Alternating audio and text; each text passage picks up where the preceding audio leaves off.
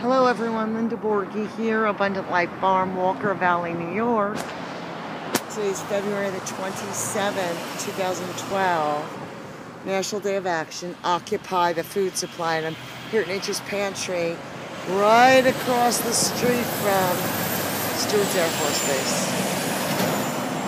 And we are here letting people know that we have a right to know what's in our food.